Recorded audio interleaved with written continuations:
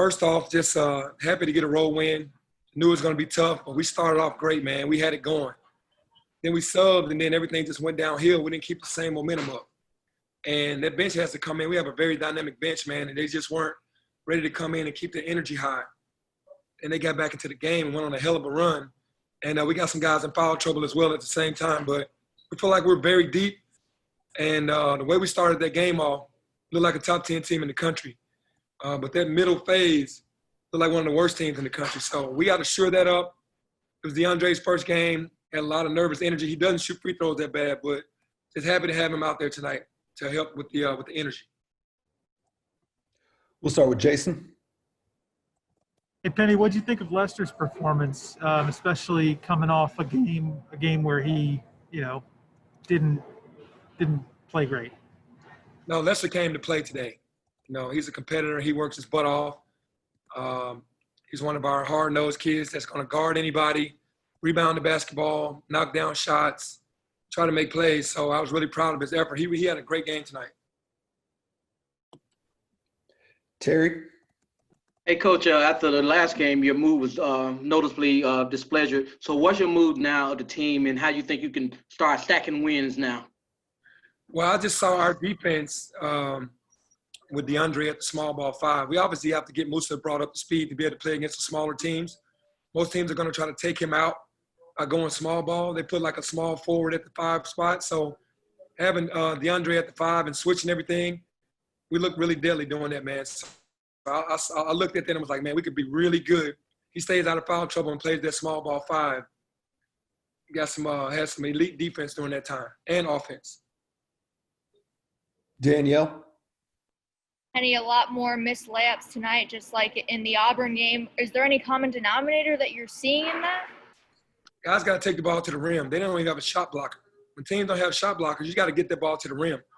They're just shooting and hoping to me. Like, you're just throwing the ball up there. And obviously in the middle of the paint, it's been a tough shot for us, man. But we got to live in the paint and keep taking those shots and make them at a higher clip. Right now, it's just I can't put my finger on it. Jeff? When, Penny, did you hear about Deandre? How did that play out? And how contagious was the energy? It looked like every time he did something good, the bench was totally into it. Yeah, I got the call at about 2 o'clock from Chris and Kelly saying that it was going to go through. And I was excited because I knew his energy. That's what he does every day in practice. I figured he would get into foul trouble because he attacks every offensive rebound, plays very aggressive on defense. He goes after every block. And I figured that he would just be so excited that he would have foul trouble tonight. I really did, because he was ready to play. But his energy is like that every day. That's why the team, every time he did something, his first play, he caught the ball off the rim. We haven't seen that all year. So that's what he brings to the table, and that's what he's going to bring for the rest of the year. He missed all of his free throws, so that's all he's talking about right now. He's such a perfectionist. Terry? Hey, Coach, you've been worried about the guard play. Is it really the guard play that's really hampering this offense, or just the lack of converting open shots? I think it's a little of both, man. I love both of those kids, but they're not playing really well right now, Damian or Alo. One is playing okay, and then the other one's playing bad, and then vice versa. So we haven't been able to get those guys up to an elite level together, and that's what we need. And then we're missing open shots. You got to make your open shots. Jason? Along those same lines, are you still committed to Damian and Alex, or are you open to, if it keeps kind of going this way, are you considering anything different? Well, we have a positionless offense where you really don't need a point guard. I'm with those guys. I recruited them to come here for this.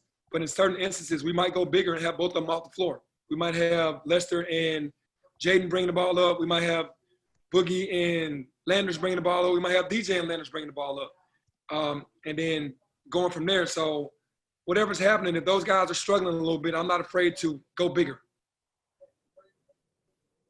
Mark?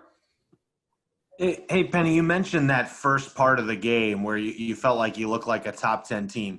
What from that would you like to bottle up and have these guys remember moving forward from those opening 10 minutes?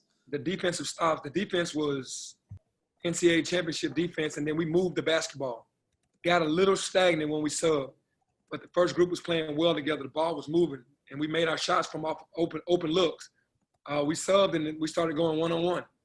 Started going to the basket and taking tough shots instead of making an extra pass. So I would love to bottle up that defense and the unselfish play for the entire game. Christian? Coach, you said a couple times talking about rotations and the bench underperforming at times. Have there been any thoughts on maybe shortening the rotation? Is that a possibility that we could see if the bench continues to underperform this year? Absolutely, because it's about winning games. It's not about sympathy minutes. It's not just about giving kids minutes. We want our guys to go in there and try to contribute, but if you're not bringing it, the guys that are bringing it are going to be in the game, and that's what we did in the second half, especially the last 7 minutes. We weren't subbing. We were staying small. Danielle? Penny, you mentioned the energy that Deandre brings to this team. Is that something that was always here, since he arrived this summer, or is it something, that energy and confidence, that you've seen grow as he gets more comfortable around the team? No. From day one, when he stepped in the gym, that was it. You knew he was different. Like I said in my radio show before the game, his team never loses in the scrimmages in practice because of his energy. He raises everybody else's level up to his. His energy is just contagious. Christian? Coach, you also talked about Alex and Damian struggling, specifically with a guy like Alex. How do you go about having a conversation with him and talking to him about his play? Because it seems like he may have lost confidence. It seems he's pressing at times. So how do you handle that situation? I just try to tell him to get back to who he was. Reach too many clippings, press clippings, reach too many social media posts. You start doing that, man, people aren't saying nice things about him right now. And if you try to prove to them, instead of staying with your brothers and proving to your brothers that you are who you are and all the guys on the team love him and respect his game, that's all that should matter. But it is a lot of pressure on a hometown kid. And when the hometown starts to disown you and start talking about you, it gets to you mentally, and you do lose confidence. And that's what's happened to Alex, really. Terry? Hey, Penny, you guys came out with a lot of energy, man, on the road. Is that what you're looking for every game, not just the home games, that they come out with their high energy also at the road games?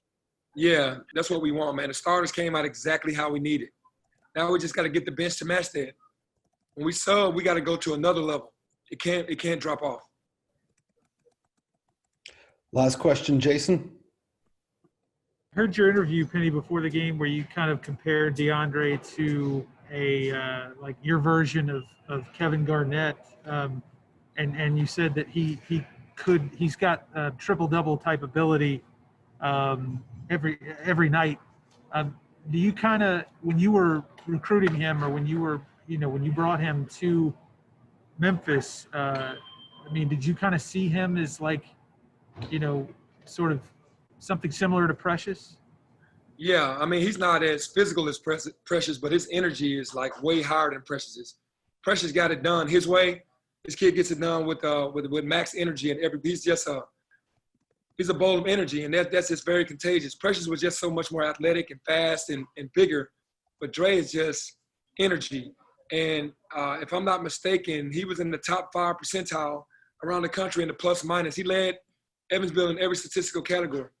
So that lets you know what kind of player he is.